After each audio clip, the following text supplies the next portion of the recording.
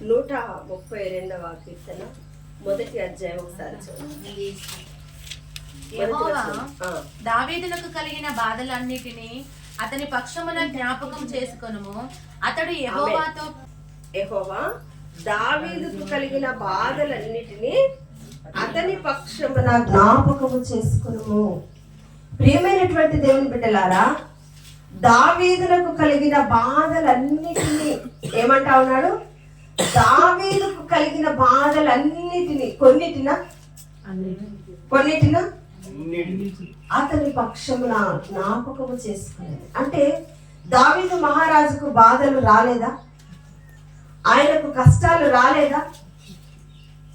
నా ఎముకలు నొప్పితో ఉన్నవి అంటా ఉన్నాడు. విరిగిన ఎముకల వలె నా ఎముకలు నొప్పిగా ఉన్నాయి అంటా ఉన్నాడు.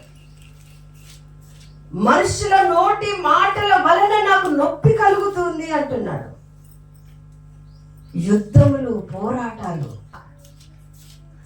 అనేకమైనటువంటి శ్రమలు దావీదు మహారాజుకు కలుగుతూ ఉన్నప్పుడు, ప్రియమైన దేవుని బిడ్డలారా, దావీదు మహారాజు ఏ రోజు కూడా దేవుణ్ణి విడిచిపెట్టలేదు.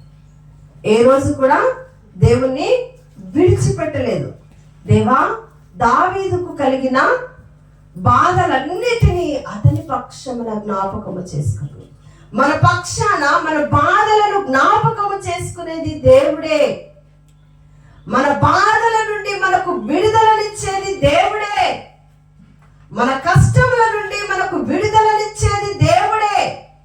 మన శ్రమల నుండి మనకు విడుదలనిచ్చేది దేవుడే. మన కరువుల నుండి మనకు విడుదలనిచ్చేది దేవుడే. మన అపజయాల నుండి మనకు విడుదలనిచ్చేది దేవుడే. మనం పడుతున్న నిందల నుండి మనకు విడుదలనిచ్చేది దేవుడే. ప్రియమైన దేవుని బిడ్డ, దేవుని విడిచి పరుగెత్తుతున్నావా? అది నీకు ఆశీర్వాదము కాదు. దేవునికి ఇవ్వవలసిన సమయాన్ని ఇవ్వకుండా దొంగిలిస్తున్నావా? అది మనకు ఆశీర్వాదము కాదు. దేవుని సన్నిధికి ఇవ్వవలసిన ప్రాముఖ్యత ఇవ్వకుండా నీవు మనుషులకు ఇస్తున్నావా? ప్రియమైన దేవుని బిడ్డ, అది మనకు ఆశీర్వాదం కాదు. అది మనకు దీవెన కాదు. మనకు కలిగిన కష్టములు, బాధలన్నిటిని దేవుడే జ్ఞాపకము చేసుకుంటాడు. ఆయనే మనల్ని విడిపిస్తాడు. ఆయనే మనకు విడుదలనిస్తాడు. ప్రియమైన దేవుని బిడ్డ, నీవు నాకు విడుదలనియండి ప్రభా. మీరు విడిపిస్తే నేను విడిపించగలుగుతాను. మీరు విడిపిస్తే నేను నాకు విడుదల. ప్రియమైన దేవుని బిడ్డలారా, సేనాదయ్యం బట్టిన వారి దగ్గరికి ప్రభు వెళితేనే వారికి విడుదల వచ్చింది, అవునా? అలాగే మన పరిస్థితుల మధ్యలోకి ఆయన వస్తేనే విడుదల వస్తుంది. బెతెస్దా కోనేరు దగ్గర పడిన వారి దగ్గరికి ప్రభు వెళితేనే విడుదల ఉంది.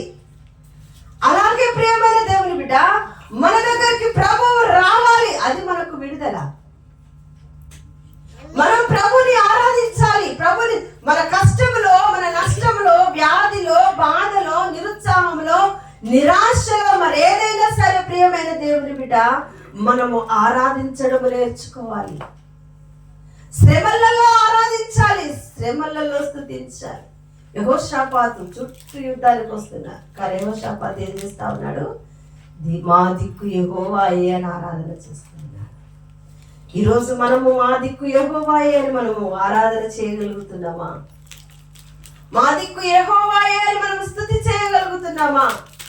మా దిక్కు యెహోవాయే అని ప్రభువుని మనము ఘనపరచగలుగుతున్నామా? ప్రియమైన దేవుని బిడ్డ, ఆ విధంగా మనము చేయకపోతే మన ప్రయత్నాలు సఫలపరచబడవు.